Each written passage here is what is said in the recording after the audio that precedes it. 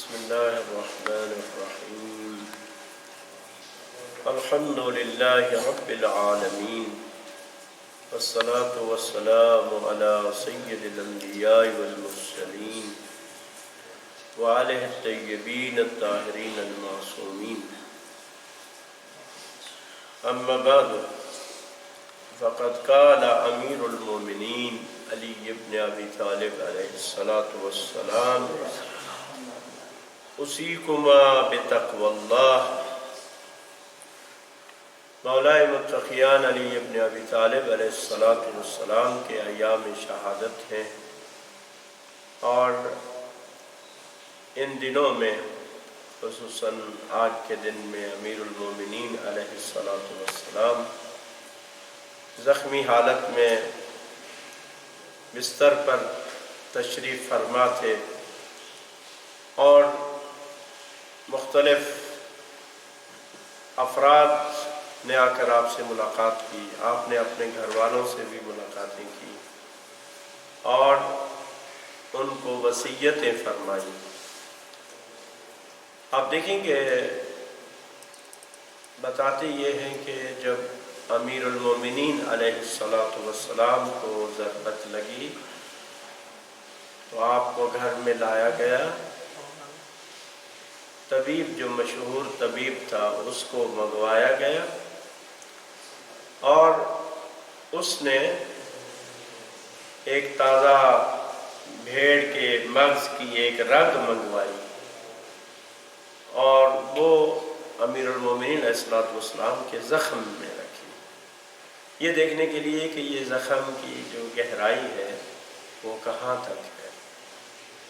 تو اس نے تھوڑی دیر رکھنے کے بعد، اور جب اس نے باہر نکالا تو اس نے دیکھا کہ اس رگ کے ساتھ دماغ کے جو سفید مادہ تھا وہ موجود تھا۔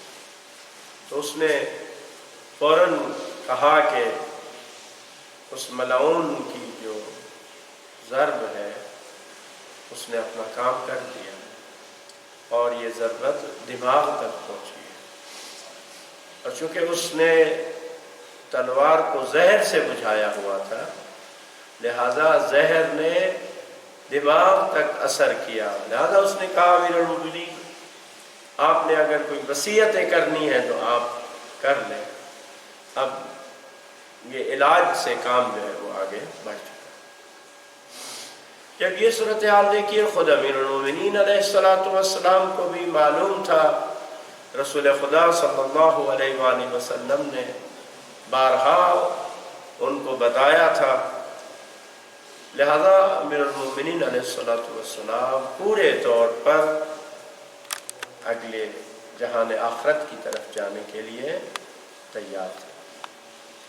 لہذا آپ نے اس موقع پر، یہ بھی امیر المومنین علیہ السلام کا معجزہ ہے کہ دیکھیں کہ اس حالت میں جب تلوار دماغ تک اس نے زخم لگایا ہے اور زہر نے اثر کر دیا ہے، پھر امیر المومنین علیہ السلام نے ایسی حکمت آمیز باتیں اس موقع پر بیان فرمائی، یہ آپ کے علم و حکمت کا معجزہ ہے۔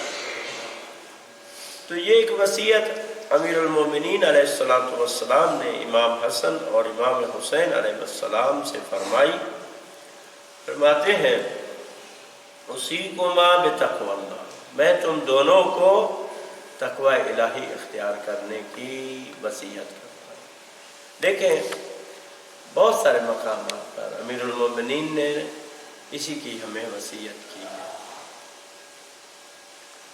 وَأَلَّا تَبْغِيَ الدُّنْيَا وَإِن بَغَتْكُمَا، دنیا کے کبھی خواہش مند نہ ہونا، دنیا کے پیچھے کبھی نہ بھاگنا، اور اگرچہ وہ تمہارے پیچھے لگی ہوئی، دنیا تمہارے پیچھے ہو لیکن تم دنیا کے پیچھے نہ بھاگو۔ اور ایک اور جگہ پر فرماتے ہیں کہ جب تم دنیا کے پیچھے بھاگو گے تو وہ آپ سے آگے بھاگے گی، لیکن اگر تم اس سے منہ موڑ لو گے تو وہ تمہارے پیچھے ہے۔ یعنی یہاں امیر المومنین جو فرما رہے ہیں کہ دنیا کے پجاری نہ بننا، دنیا کے پیچھے نہ لگنا، دنیا سے دل نہ لگانا، اگرچہ دنیا تمہاری طرف آ رہی ہو لیکن تم دنیا سے روگردانی کرنا۔ وَلَا تَأْسَفَ عَلَى شَيْءٍ مِّنْهَا زُوِيَ عَنْكُمَا، اور جو چیز تمہیں نہ ملے، جو چیز تم سے روک لی جائے، اس پر نہ پڑنا، اس پر افسوس نہ کرنا۔ یہی زہد کی تعریف کی گئی ہے، یعنی زہد اختیار کرنا، دنیا کے حوالے سے بے اعتنائی کرنا، کہ اگر دنیا کی کوئی چیز تمہارے ہاتھ سے چلی جائے تو اس پر افسوس نہ کرو، اور اگر دنیا کی کوئی چیز تمہیں مل جائے اس پر اتراؤ نہیں، خوش نہیں ہو۔ پھر فرمایا وَقُولَا بِالْحَقِّ، ہمیشہ حق بات کہنا، صحیح بات کہنا، درست بات کہنا، جو کہنا حق کے لیے کہنا، وَإِعْمَلَا لِلْأَجْرِ، اور جو بھی عمل کرنا ثواب کے لیے کرنا، یعنی اللہ کی رضا اور خوشنودی کی خاطر جو بھی عمل کرو اللہ کی رضا اور خوشنودی کی خاطر کرو، ثواب کی خاطر کرنا۔ آپ دیکھیں کہ جب بھی ہم کوئی عمل انجام دیں تو پہلے یہ سوچیں کہ اس میں آیا ثواب ہے یا نہیں، اگر ثواب ہے اس کو انجام دیں، اگر اس میں ثواب نہیں ہے اس کو انجام نہ دیں، چھوڑ دیں۔ اگر ہم ایسا کرنا شروع کرتے ہیں تو آپ دیکھیں گے کہ ہماری زندگی جو ہے وہ بالکل صحیح ہو جائے گی۔ فرمایا اعملا للأجر، اجر و ثواب کے لیے جو بھی عمل کرنا اجر و ثواب کے لیے کرنا۔ اور یہ امیر المومنین علیہ السلام کا ایک بہت ہی عالی اور حکمت آمیز فرمان، سارے مولا کے حکمت آمیز فرمان ہے جو آپ نے فرمایا وَكُونُوا لِلظَّالِمِ خَصْمًا وَلِلْمَظْلُومِ أَوْنَا، کہ تم دونوں ہمیشہ ظالم کے دشمن بن کر رہنا اور مظلوم کے مددگار اور حامی بننا۔ دیکھیں یہ ایک ایسا اصول ہے، یہاں دیکھیں نہیں کہا کہ ظالم کون ہو، مسلمان ہو، غیر مسلمان ہو، شیعہ ہو، غیر شیعہ ہو، کوئی بھی ہو، یہ کہا ہے کونوا للظالم خصما، ظالم کے مخالف بن کر رہنا، وللمظلوم اونا، اور مظلوم کے حامی و مددگار بننا۔ یہاں کوئی قید نہیں ہے، تشخیص نہیں ہے کہ مظلوم کون ہو، جو بھی مظلوم ہو اس کے حامی بننا، اور جو بھی ظالم ہو اس کے مخالف اور دشمن بننا۔ جب یہ کہا گیا کہ ظالم کے دشمن بنو، کیا یہ ہمارے لیے گوارا ہے کہ ہم خود ظالم بنیں؟ کیا ظالموں کا امیر المومنین سے کوئی تعلق ہو سکتا ہے؟ کبھی بھی نہیں ہو سکتا۔ پھر فرمایا اُسِیکُمَا وَجَمِيعَ وَلَدِي وَأَهْلِي وَمَنْ بَلَغَهُ کتابی، کہ یہ میں تم دونوں کو وصیت کرتا ہوں، وَجَمِيعَ وَلَدِي، اور اپنے تمام بچوں کو وصیت کرتا ہوں، اولاد کو وصیت کرتا ہوں، وَأَهْلِي، اپنے تمام گھر والوں کو وصیت کرتا ہوں، وَمَنْ بَلَغَهُ کتابی، اور جس تک میرا یہ نوشتہ پہنچے۔ اس لحاظ سے دیکھیں ہم سب اس وصیت کے مخاطب ہیں، یہ وصیت ہم سب کے لیے۔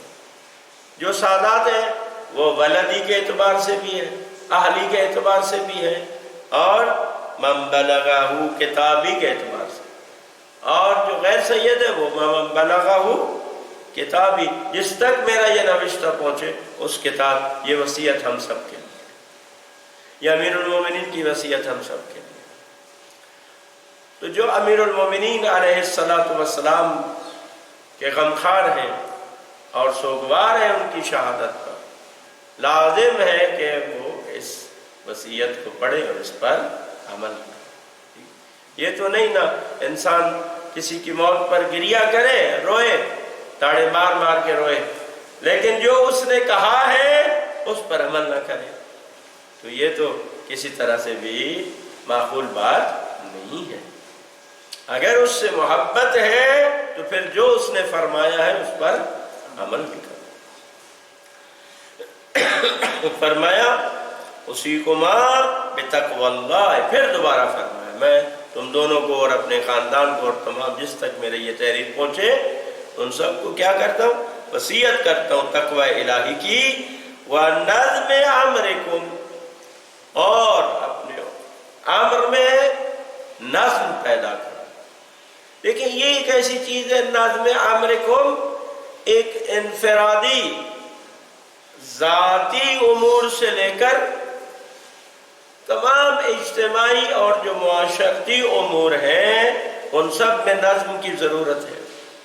اور مولا کا یہ فرمان اس سب کے لیے ہے کہ ذاتی امور میں بھی ہم نظم پیدا کریں، مسجد کے امور میں بھی نظم پیدا کریں، مدرسے کے امور میں بھی نظم پیدا کریں، اپنے دفتر کے امور میں بھی نظم پیدا کریں، اور اس سے بڑھ کر حکومت کے امور میں بھی نظم پیدا کریں، اور معاشرتی تمام امور میں نظم پیدا کریں۔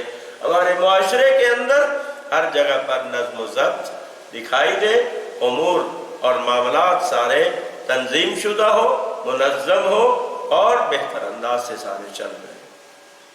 اور اس میں سب سے اہم جو نظم ہے وہ نظم حکومت ہے، یعنی نظم عمرکم، اپنی حکومت کو منظم کرو، کیونکہ اگر حکومت منظم ہو اور ایک اچھی حکومت ہو، پابرجا حکومت ہو، استحکام والی حکومت ہو تو وہ سب چیزیں لاگو کروا سکتی ہے، وہ معاشرے میں نظم بھی پیدا کر سکتی ہے، وہ عدل و انصاف کو بھی فراہم کر سکتی ہے، وہ معاشرے کے اندر برائیوں کو بھی ختم کر سکتی ہے، وہ معاشرے کے اندر اسلامی احکامات کو بھی نافذ کر سکتی ہے، زکوٰۃ کا نظام بھی نافذ کر سکتی ہے، صلاۃ کا نظام بھی نافذ کر سکتی ہے، برائیوں کے اڈوں کو ختم کر سکتی ہے، برائیوں کو وہ روک سکتی ہے اگر حکومت مستحکم اور حکومت جو ہے وہ مناسب۔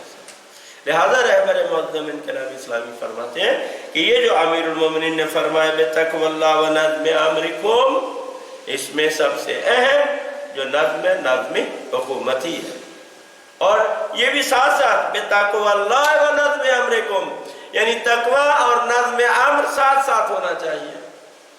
یہ نہیں ہے کہ انسان نظم امر تو ہو لیکن تقوی نہ ہو، یا تقوی ہو تو اس کے ساتھ وہ شخص جو ہے وہ کیا ہے منظم نہ ہو، دونوں جو ہے وہ ساتھ ساتھ۔ فرمایا وَصَلَاحِ ذَاتِ بَيْنِكُمْ، وہ دوسری وصیت میں بھی آیا، حضرت امام زین العابدین علیہ السلام نے اپنی دعا میں بھی فرمایا، اور یہاں پر بھی امیر المومنین وصیت فرما رہے ہیں وَصَلَاحِ ذَاتِ بَيْنِكُمْ، اور آپس کے معاملات اور تعلقات کو درست رکھنا اور سلجھائے رکھنا۔ فَإِنِّي سَمِعْتُ جَدَّكُمَا علیہ السلام یقول، چونکہ میں نے آپ کے جد سے یہ سنا ہے، آپ کے نانا سے یہ سنا ہے، کیا فرماتے تھے صلاح ذات البین افضل من عامت الصلاۃ والصیام، کہ آپس کی کشیدگیوں کو مٹانا، آپس کے تنازعات کو ختم کرنا، آپس کے جھگڑوں کو مٹانا عام نماز اور روزے سے افضل ہے۔ یہ رسول خدا فرماتے ہیں، امیر المومنین فرما رہے ہیں۔ دیکھیے جب آپس کی کشیدگیوں کو، آپس کی ناراضگیوں کو، آپس کے جھگڑوں کو، آپس کے تنازعات کو، آپس کے اختلافات کو ختم کرنا، ان کو مٹانا، لوگوں کے درمیان صلح صفائی کرانے کا اتنا ثواب ہے کہ عام نماز اور روزے سے افضل ہے، اور اختلافات پیدا کرنے کتنا بڑا گناہ ہو، کشیدگیوں کو بڑھانا کتنا بڑا گناہ ہو، اور وہ شخص جو کشیدگی نہیں ختم کرنا چاہتا وہ کتنا بڑا گناہ گار۔ لہذا فرمایا کہ کشیدگیوں کو ختم کریں، اختلافات کو مٹائیں، آپس میں صلح صفائی کریں۔ پھر فرمایا واللہ اللہ فی الایتام، میں تمہیں یتیموں کے بارے میں خبردار کرتا ہوں کہ ان کے بارے میں اللہ سے ڈرتے رہنا۔ فلا تغبوا افواہہم، وَلَا يَضِيعُوا بِحَضْرَتِكُمْ، کہیں ایسا نہ ہو کہ ان کے فاقوں کی نوبت آئے، کہیں ایسا نہ ہو وہ رات کو بھوکے سوئیں، کہیں ایسا نہ ہو ان کے گھر میں کھانا نہ ہو، اور تمہاری موجودگی میں کہیں ایسا نہ ہو وہ تباہ و برباد نہ ہو جائے، ان کے حقوق، ان کے مال، ان کی چیزیں ضائع نہ ہو جائے تمہارے ہوتے ہوئے، یعنی تمہارے ہوتے ہوئے ایسا نہیں ہونا چاہیے۔ یتیموں کا خاص خیال رکھیں، اور بہرحال اس حوالے سے تمام معاشرے کی ذمہ داری ہے کہ جو یتیم ہے ان کا خیال رکھیں۔ کچھ دیکھیے اس میں، ایک تو وہ یتیم ہے نا جس کا باپ نہیں ہے، کچھ اور بھی یتیم ہیں جن کو یتیمان آل محمد کہا ہے، وہ لوگ ہیں کہ جو دشمنوں کے اندر گھرے ہوئے ہیں، دور دراز کے علاقوں میں ہیں، وہاں پر دشمنوں کا غلبہ ہے، وہ کمزور ہیں، یا ان تک کوئی دین پہنچانے والا نہیں ہے۔ وہ حسین حسین تو کرتے ہیں، علی علی تو کرتے ہیں، لیکن ان کو مذہب اہل بیت علیہ السلام بتانے والا کوئی نہیں، ان کو سمجھانے والا کوئی نہیں۔ دشمن دلائل ان پر غلبہ پا، ان کو کہا کہ یتیمان آل محمد، ان کی پرورش بھی اسی طرح سے ثواب ہے، اور ان تک پہنچنا، ان کی خبرگیری کرنا، ان کی ضروریات کو پورا کرنا بھی اسی طرح سے ثواب ہے۔ پھر فرمایا واللہ، اللہ فی جیرانکم، میں تمہیں ہمسایوں کے بارے میں خبردار کرتا ہوں، ان کے بارے میں اللہ سے ڈرتے رہنا۔ فَإِنَّهُمْ بَسِيَّةُ نَبِيِّكُمْ، اور یہ ان کے بارے میں تمہارے نبی کی وصیت ہے۔ دیکھیں بار بار رسول اللہ کا جو ہے وہ حوالہ دیتے ہیں مولا امیر المومنین علیہ السلام۔ آپ پوری زندگی دیکھیں، ہر جگہ پر سنت رسول کا حوالہ دیتے ہیں، اور ایک اور وصیت میں فرمایا ہے کہ سنت رسول خدا پر عمل کریں۔ آج معاشرے میں ہم کتنی سنتوں پر عمل کرتے ہیں، ہمیں پتہ ہی نہیں ہے کہ سنت رسول خدا ہے کیا۔ ہم سمجھتے ہیں یہ دوسروں کا کام، یہ سنی ہے وہ سنت پر عمل۔ اصل اہل سنت کیا ہے؟ شیعان علی ابن ابی طالب علیہ السلام۔ سب سے زیادہ جس نے سنت پر عمل کیا ہے وہ علی ابن ابی طالب علیہ السلام۔ سب سے زیادہ سنتوں کے پابند اور سنتوں پر عمل کرنے والے امیر المومنین علیہ السلام تھے۔ فرمایا ماذا لیوسی بہم حتی ظننا انہ سیورثہم، فرماتے ہیں رسول خدا نے اتنی تاکید کی ہمسایوں کے بارے میں اتنی تاکید کی کہ گویا ہم گمان کرنے لگے کہ وہ ہمسایوں کو وراثت میں بھی حصے دار قرار دے دیں گے، وارث بھی بنا دیں گے۔ اس قدر تاکید کی کہ ہمیں یہ گمان ہونے لگا کہ یہ ہمسائے وراثت میں بھی شریک ہو جائیں گے اور حصے دار، اس قدر۔ آج اس بارے میں بھی بہت کم توجہ دی جاتی ہے، ہمسایوں کا خیال نہیں رکھا جاتا۔ بہت زیادہ چیزیں ہیں ہمسایوں کے حوالے سے، حتیٰ یہاں تک ہے، میں نے جمعے کے ایک دن خطبے میں بھی بیان کیا تھا کہ حتیٰ آپ اپنا مکان بنا رہے ہیں تو خیال رکھیں کہ اس سے آپ کے مکان بنانے سے ہمسائے کی روشنی تو کم نہیں ہو جائے گی، یا اس کی ہوا تو ختم نہیں، اس قدر اس کا خیال، اس کے آرام اور سکون کا خیال، اس کو اذیت نہ پہنچائے۔ فرمایا واللہ اللہ فی القرآن، اور میں قرآن کے بارے میں تمہیں وصیت کرتا ہوں، تاکید کرتا ہوں، خبردار کرتا ہوں، قرآن کے بارے میں اللہ سے ڈرتے رہنا۔ سنیں لا یسبقکم بالعمل بہ غیرکم، کہیں ایسا نہ ہو دوسرے لوگ قرآن پر عمل کرنے میں تم سے آگے بڑھ جائیں اور تم پیچھے رہ جائیں۔ یا امیر المومنین، ہم اس میں شرمندہ، قرآن کے حوالے سے ہم نے بہت کوتاہی کی ہے، ہماری قوم نے کوتاہی کی ہے۔ آپ دیکھیں کہ قرآن کتنا ہمارے معاشرے میں رائج ہے، قرآن پر کتنا ہم عمل کرتے ہیں، قرآن کو کتنا ہم سمجھتے ہیں، قرآن کو کتنا ہم پڑھتے ہیں۔ فرمایا مولا امیر المومنین، یہ آخری وقت کی وصیت ہے، یعنی ضربت لگنے کے بعد یعنی شاید 19 کے دن مولا نے کیے یا 20 آج کے دن کیے وصیت۔ اللہ فی الصلاۃ، نماز کے بارے میں خبردار کرتا، فإنها عمود دین۔ دیکھیں جو آخری وقت میں انسان وصیت کرتا ہے نا، آخری وقت میں وصیت وہ اس کی پوری زندگی کا نچوڑ ہوتا ہے، اور وہ وہی باتیں کرتا ہے کہ جو اس کی آئندہ نسل کے لیے سب سے زیادہ اہم ہوتی ہے، ٹھیک ہے؟ تو جو اگر نماز اہم نہ ہوتی امیر المومنین کیوں وصیت کرتے؟ فإن عمود دینکم، یہ تمہارے دین کا عمود اور ستون ہے۔ اب امیر المومنین کی ہم مانے یا بعض جاہلوں کی مانے، وہ جو کہتے ہیں نماز پڑھنے کی کوئی ضرورت نہیں۔ امیر المومنین فرماتے ہیں عمود دینکم، تمہارے دین کا ستون ہے، اور اس سے پہلے نبی مکرم اسلام نے بھی یہی ہمیں بتایا۔ وَاللَّهُ فِي بَيْتِ رَبِّكُمْ، میں تمہیں اللہ کے گھر کے بارے میں بھی اللہ سے ڈراتا ہوں، خبردار کرتا ہوں۔ لَا تُخْلُوهُ مَا بَقِيتُمْ، جب تک تم جیتے رہو اپنے جیتے جی خانہ کعبہ کو خالی نہ چھوڑنا، جاتے رہنا۔ یہی بات ہے کہ تمام ائمہ کی زندگی میں ملتا ہے، 20 25 حج، اور کوئی حج کو انجام دینے میں ائمہ علیہ السلام حج پر تشریف لے جاتے تھے۔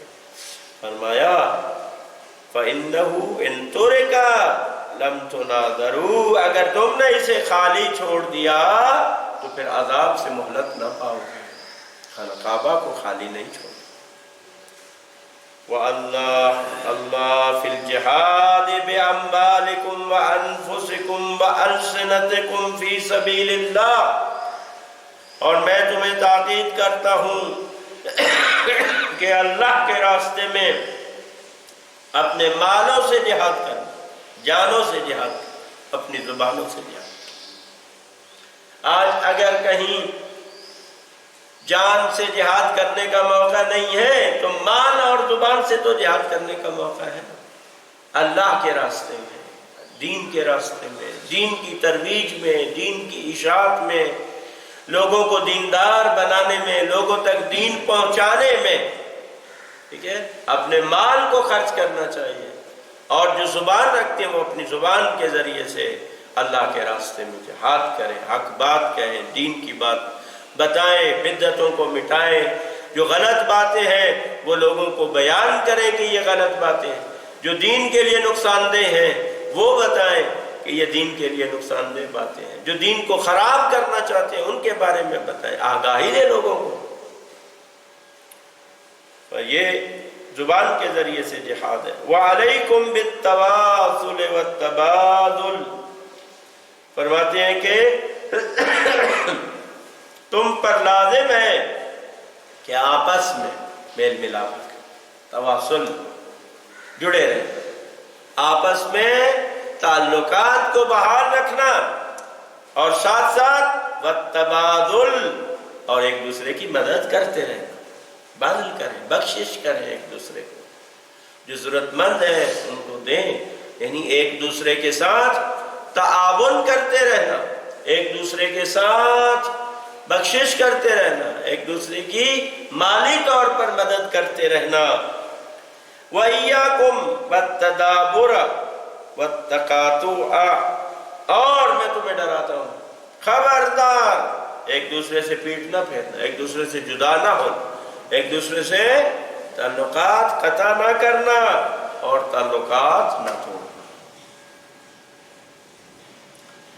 لا تتركوا الامر بالمعروف والنهي عن المنکر، اور امر بالمعروف و نہی عن المنکر ترک نہ کرنا، ہمیشہ کرتے، لیکن یہ سب کا فریضہ، میرا بھی فریضہ ہے، گھر سے لے کر باہر معاشرے ہر جگہ جہاں جہاں میرا بس چلتا ہے، اگر میں زبان سے برائی کو روک سکتا ہوں زبان سے روکوں، ہاتھ سے روک سکتا ہوں ہاتھ سے روکوں، ٹھیک ہے؟ جہاں تک میرا بس چلتا ہے میں نیکی کو پھیلاؤں، ہاتھ کے ذریعے سے پھیلاؤں یا زبان کے ذریعے سے میں پھیلاؤں، مجھے پھیلانا چاہیے۔ مولا فرماتے ہیں فَيُوَلَّ عَلَيْكُمْ شِرَارُكُمْ، اگر تم امر بالمعروف و نہی عن المنکر کو ترک کر دو گے تو تم پر برے لوگ اور بد کردار لوگ مسلط ہو جائیں گے. پھر نتیجہ کیا ہوگا؟ ثم تدعون فلا يستجاب لكم، پھر تم دعا کرو گے تمہاری دعا قبول نہیں ہوگی، یعنی تم نے خود اپنے ہاتھوں سے کیا. لہذا امر بالمعروف و نہی عن المنکر اگر معاشرے سے ختم ہو جائے گا تو جو بد کردار لوگ ہیں وہ آگے آ جائیں گے، یقیناً آگے، چونکہ کوئی روکنے ٹوکنے والا تو ہے نہیں نا، کوئی ان کو کہنے والا بھی نہیں ہے کہ بھائی تو تمہارے جو ہے نا وہ کیا ہے کہ کچھ بھی نہیں، ان کو کوئی پرواہ نہیں ہوگی. تو پھر آہستہ آہستہ کیا آئیں گے؟ وہی ظالم لوگ برے کردار والے سامنے آ جائیں گے، وہ لیڈر بن جائیں گے اور پھر تمہارے حکمران بن جائیں گے. یہ وہ چند وصیتیں جو امیر المومنین علیہ السلام نے کی ہیں. ایک اور مقام پر ایک اور وصیت بھی ہے، وہ اس کے ایک دو جملے میں آپ کی خدمت میں عرض کرتا ہوں. فرماتے ہیں اما وصیتی فاللہ لا تشرکوا بہ شیئا، میری وصیت ہے کہ اللہ کے ساتھ کسی کو شریک قرار نہ دینا.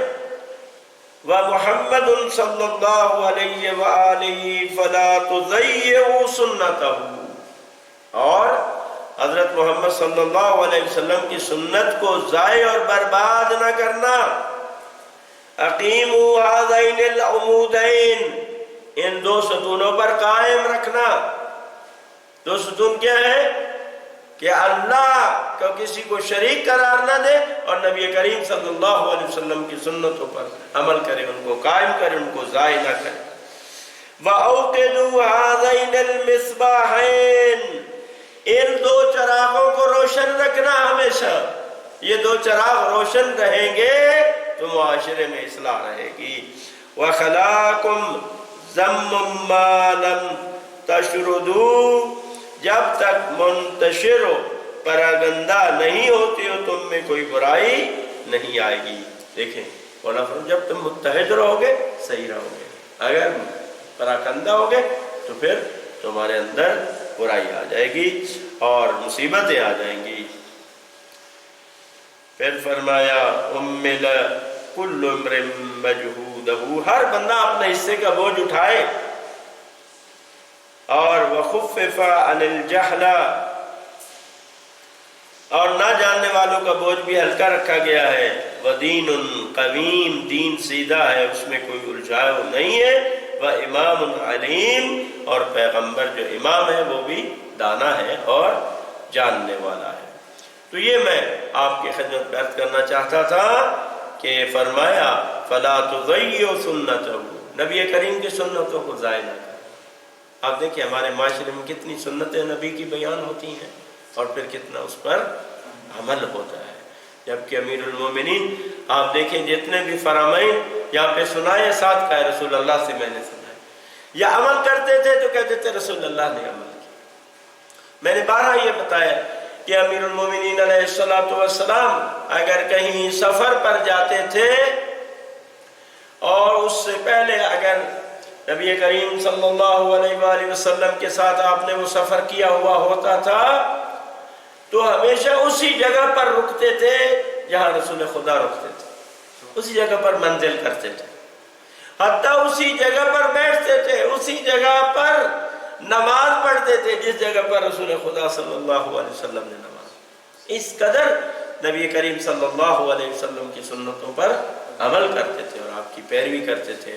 خداوند متعال ہمیں بھی اپنے نبی کی سنتوں پر عمل کرنے کی توفیق عطا فرمائے. آخر میں دیکھیں امیر المومنین فرماتے ہیں یہ امام عادل تھے، امام عادل، عدل و انصاف کرنے میں بلکہ خود امام عادل، امام عادل، مجسم عدالت ہے علی ابن ابی طالب علیہ السلام. فرماتے ہیں یا بنی عبد المطلب، اے عبد المطلب کی اولاد، لا